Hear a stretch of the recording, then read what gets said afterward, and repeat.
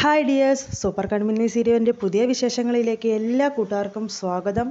അങ്ങനെ നമ്മുടെ കൃഷും കൺമടിയും നല്ലോണം സ്നേഹിച്ച് അങ്ങോട്ട് സന്തോഷിച്ച് ഉല്ലസിച്ച് നടക്കുകയാണ് കേട്ടോ നമ്മുടെ കൃഷിന്. അങ്ങനെ കൃഷി രാത്രി കൺമണിയെ കാണാൻ ഇങ്ങനെ ആഗ്രഹിക്കുന്നുണ്ട്. കൺമണിയുടെ അടുത്തേക്ക് ചെന്നാലോ എന്ന് പറഞ്ഞ് രാത്രി തന്നെ കൺമണിയുടെ അടുത്തേക്ക് ചെല്ലുന്നുണ്ട്. അടുക്കള വാതിൽ വഴി വിളിക്കുന്നുണ്ട് കൺമണി. അങ്ങനെ കൺമണി അത് കേട്ട് വരുന്നുണ്ട്. എന്താ സാർ, എന്താ ഈ കാണിക്കുന്നത്? ഈ രാത്രി എന്തിനാ ഇങ്ങോട്ട് വന്നതെന്നൊക്കെ ചോദിക്കുന്നത്. എനിക്ക് നിന്നെ കാണാതിരിക്കാൻ പറ്റുന്നില്ല, എനിക്ക് നിന്നോട് ഇങ്ങനെ മിണ്ടിയും പറഞ്ഞു നിന്നെ എപ്പോഴും ഇങ്ങനെ കണ്ടുകൊണ്ടിരിക്കണം എന്നൊക്കെ പറയുന്നുണ്ട്. സാറേ, ഇങ്ങനെ തമാശ കളിക്കല്ലേ, ഇത് പ്രശ്നം സീരിയസ് ആവും എന്നൊക്കെ പറയുന്നുണ്ട്.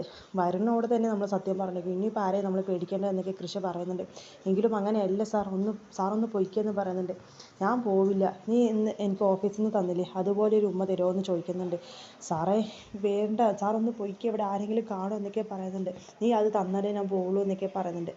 അങ്ങനെ കൃഷിന് സ്നേഹത്തോടു കൂടി ഒരു ഉമ്മ കൊടുക്കുന്നുണ്ട്.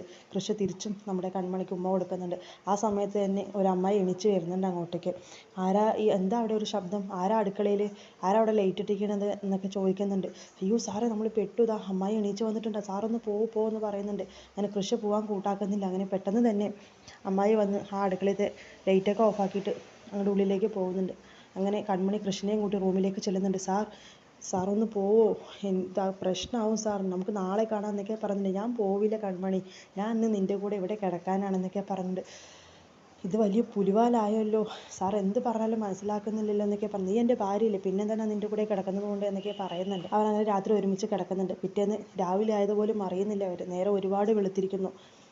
അങ്ങനെ കൺമണി പെട്ടെന്ന് തന്നെ കൃഷ്ണ സാറിനെ വന്ന് വിളിക്കുന്നുണ്ട്. അയ്യോ സാർ, നേരം വെളുത്തിക്കുന്നു, എല്ലാവരും എണീച്ചെന്നാണ് തോന്നുന്നത്, സാർ എത്രയും പെട്ടെന്ന് ഇവിടുന്ന് പോയിക്കോ, ആരോടും കണ്ണിൽ പെടരുത് എന്നൊക്കെ പറയുന്നുണ്ട്. അയ്യോ ആകെ പെട്ടല്ലോ, എനിക്ക് പെട്ടെന്ന് ഞാൻ അങ്ങോട്ട് ഉറക്കത്തിൽ പെട്ടുപോയി, നേരം വെളുക്കുന്നതിന് മുമ്പ് പോകുന്ന കരുതിയതാന്നൊക്കെ കൃഷ്ണൻ പറയുന്നുണ്ട്. അങ്ങനെ കൺമണി വാതിൽ തുറന്ന് നമ്മുടെ കൃഷിനെ എങ്ങനെയോ ആരും കാണാതെ അവിടെ നിന്ന് പറഞ്ഞയക്കുന്നുണ്ട്. പിന്നീട് നമ്മുടെ ബലരാമനെ കാണിക്കുന്നുണ്ട്. ബലരാമൻ ജയിലിനകത്ത് വെച്ച് ഒരു ദുസ്വപ്നം കണ്ട് എണീക്കുന്നുണ്ട്.